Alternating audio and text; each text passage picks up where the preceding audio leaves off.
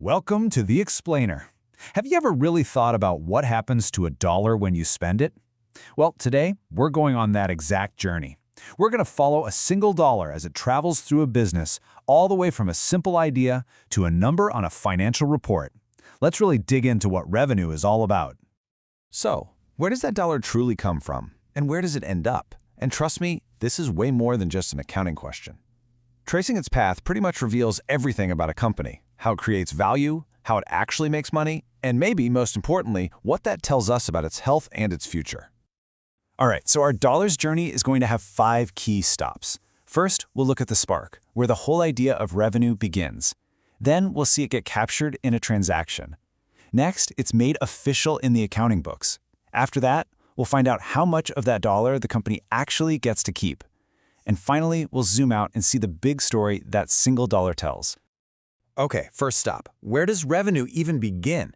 You might think it's with a sale, right? Nope, it starts way before that, with an idea. This is the blueprint for making money. See, every single dollar's journey starts with what we call a revenue model. And this isn't just some plan. It's like the company's core DNA. Are they selling subscriptions like Netflix? Or are they selling one-time products like a car? Maybe they're using a freemium model like Spotify. This one decision shapes absolutely everything that follows. Next up is pricing. And this is so much more than just picking a number out of thin air. It's really a strategic dance. You're trying to find that perfect balance, that sweet spot, right between what customers are willing to pay and what the business actually needs to be profitable. You know, the smartest companies almost never rely on just one way to make money. They create multiple revenue streams. A good way to think about them is like different rivers all flowing into the same lake. For a company like Apple, you've got iPhones, sure, but also MacBooks, App Store fees, iCloud subscriptions, all of those are pouring into their total revenue. So here's the main takeaway for this section. Without a really solid blueprint, that means the right model, pricing, and streams, an idea is, well, it's just an idea. This is what turns that spark of inspiration into an actual money-making engine. Without this, our dollar's journey is over before it even begins. All right, so the blueprint is in place. Now we get to the next phase, the transaction itself. This is that key moment when the money actually changes hands, where potential revenue becomes real revenue. Now, a really important question is, when does the company actually capture the money? It happens in 2 main ways. On one hand, you have payment first. Think about paying for a software subscription or buying a gift card. You pay up front for something you'll get later. That money is technically a liability, a debt the company owes you until they deliver. On the flip side, you've got service first. The company does the work, then sends you a bill. Now you owe them money. And believe me, this isn't just some boring accounting detail. It's absolutely critical. This timing affects a company's cash flow and its legal promises to its customers. You can get this wrong and be profitable on paper, but still go bankrupt simply because you don't have any actual cash. Okay, the money is in the bank. Or at least it's been promised.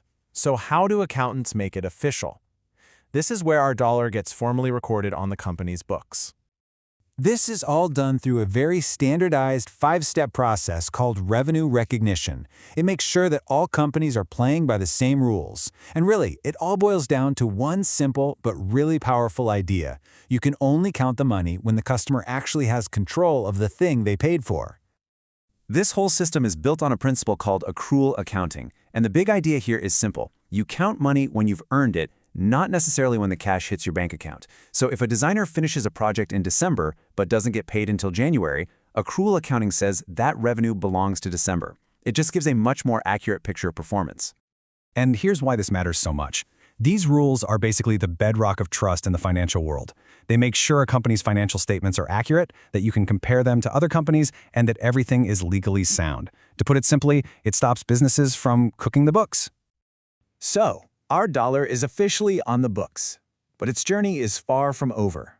Not every dollar that comes in the door actually gets to stay. Now we have to figure out what's actually left after all the deductions are made. We start with something called total revenue, or sometimes gross revenue.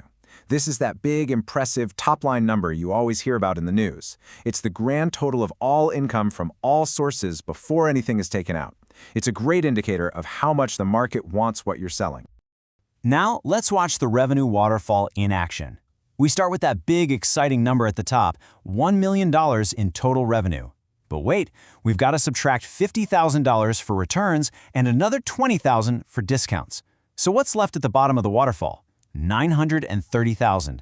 That is the net revenue, the real amount of money the company has to work with. But hold on. There's another hidden drain on revenue.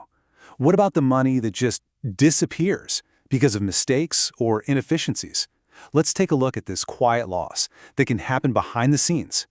This is called revenue leakage, and it's like death by 1,000 cuts. It's the billing errors, the work that was never invoiced, the services that were accidentally given away for free.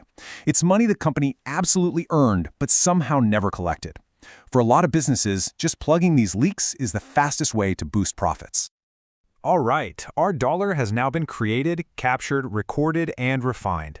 So let's step back and see what its journey tells us about the company's past performance and maybe more importantly, its future.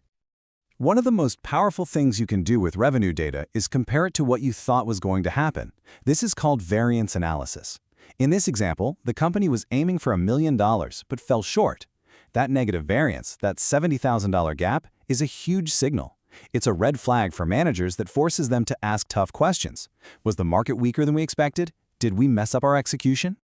And of course, revenue is only half the equation. After our dollar has paid for all the costs it took to generate it, salaries, materials, marketing, you name it, what's left over is earnings, or profit. This is the ultimate measure of whether the business is actually creating economic value. This brings us to a classic business saying that just perfectly sums all of this up. Revenue is vanity. That's the big, impressive number that gets the headlines. Profit is sanity. That's a more sober look at whether the business model actually works. But cash is reality. Because at the end of the day, you can't pay your employees with profit. You need cold, hard cash in the bank. So after its long journey, what story does revenue ultimately tell? Is it just a scorecard for the past, or is it a promise for the future? Well, the answer is it's both. It's a record of performance, for sure, but more importantly, it's a signal. In the end, revenue isn't just a number, it's the currency of trust in a company's future.